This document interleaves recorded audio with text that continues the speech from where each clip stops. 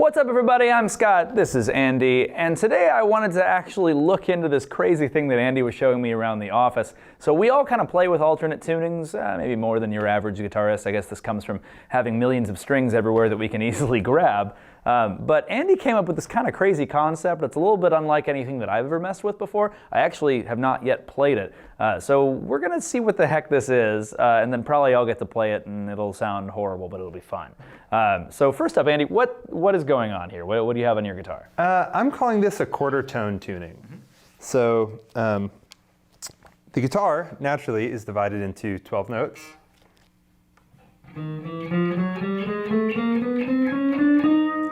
And those are half steps or half tones.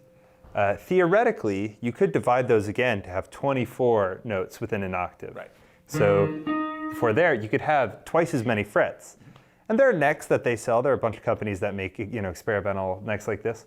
And I didn't want to spend that money, but I do have millions of guitar strings at my disposal. So I realized I could theoretically tune a second string a quarter step off from the first. So. Ah. Yeah, and you got a lot of new colors in there. If I could play the chromatic scale again.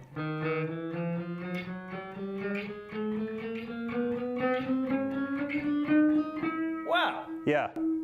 No, that's incredible. It's kind of gross. So for those of you fun. at home, and I'm sure a lot of you know this, but so on a guitar, a whole step is 2 frets, a half step is 1 fret. So this quarter step or quarter tone that Andy's talking about is basically halfway between 1 fret and the next. Yep. That's the idea. Yeah. So you are you doing that on every string on the guitar relative to the other, or is it just the top 2? No, so I'd been playing around with this idea with the guitar, but only the top 2 were tuned this way. So I could play a chord, like say, and then drop that top note.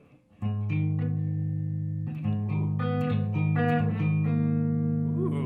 And then I was like, well, what if I put that to the whole guitar and have 2 sets of fifths offset by a quarter tone?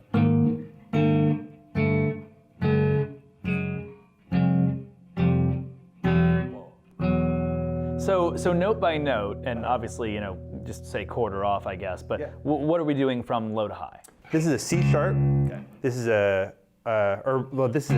let's call it a C.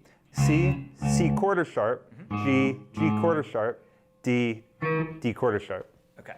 And you're going all wounds, right? So yep. we're in a tighter range, but they're fifths apart, right? Yeah. Yes. And I chose fifths so that I would get a larger range out of only 3 strings. Yeah, because doing this with fourths, obviously, you're like really, really narrow, yeah. Across all 6 strings of the guitar. Okay. So this is crazy. I love this, yeah. Like a lot. I've even wanted to get like one of those necks that we talked about that you sing King Gizzard and the Lizard Wizard and these types of bands able to use. But this is a way to do it without having to purchase one of those necks. Yeah. So how do you like to use it? What are some of your favorite things that you can do on it? I'm pretty new to it, but I do like those moments where I can present a chord.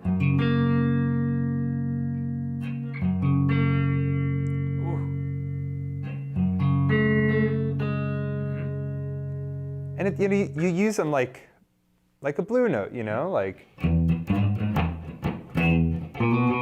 Yep. But if you just go, it's gross. But when you slide in. I kind of love the gross, though, to be perfectly honest. Well, yeah. So you just.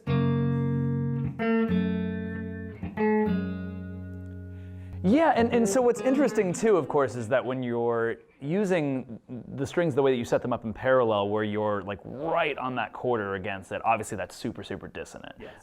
But when you're skipping, up a couple of fifths, it's a lot more tolerable. Absolutely. Yeah. Hearing that quarter off on the high string versus the low is.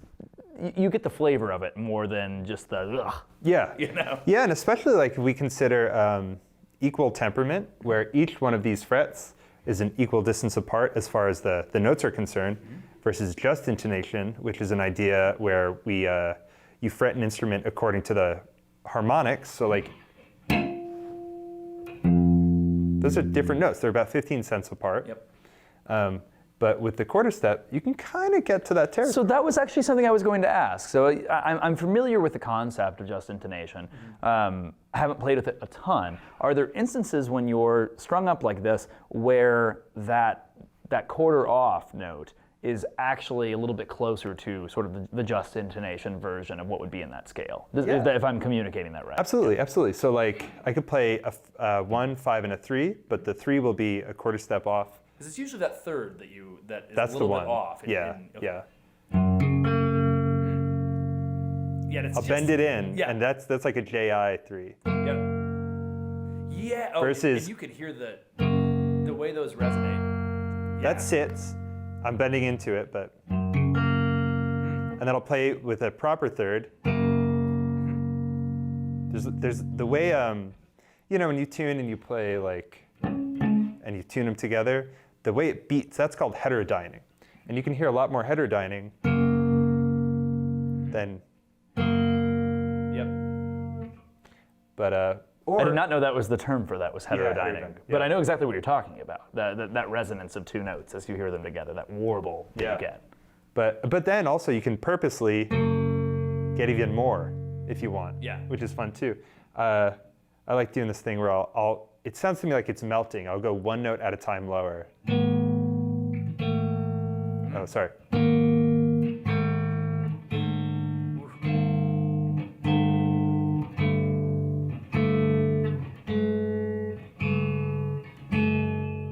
Cool. I actually really like the way you described that as melting, because it does feel that way. It feels like like the ice cream cone of your guitar notes is just dripping down somewhere.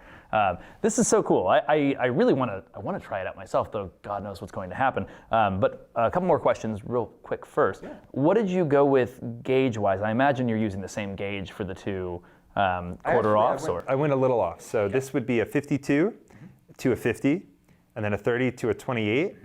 And then, 52, 50, 48, 46, 30, 28. May I take a look?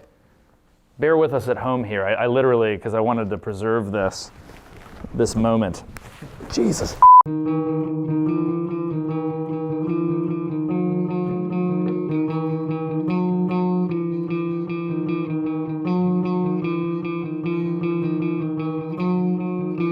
A funny comparison I've discovered is I will play the 3rd fret on one and the 5th fret on the other, and then flip my fingers, and it is a dramatically different harmony, even though it looks like it would be about the same.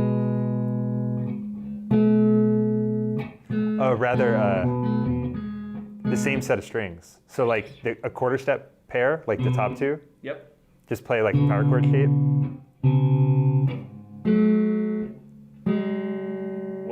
Yeah. Yeah, that is crazy. Yeah. Well, I actually really want to fuss with this, but I don't want to bore too many of you guys at home as I'm just like making nonsense sounds. But it's super, super cool. I love this stuff. I know not everybody out there, likes it, but perhaps you can even appreciate just the thought process that leads one to this place, which I think is really cool. Yeah, and if nothing else, I think, trying out something like this, it makes you really grateful to go back to your normal guitar. Well, I guess that's fair.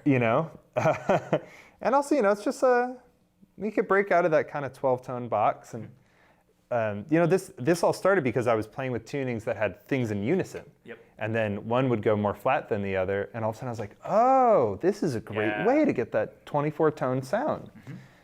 So that is so cool. And I mean, you can try this sort of concept without having to go to a 24 well, not 24 fret, a 48 fret instrument.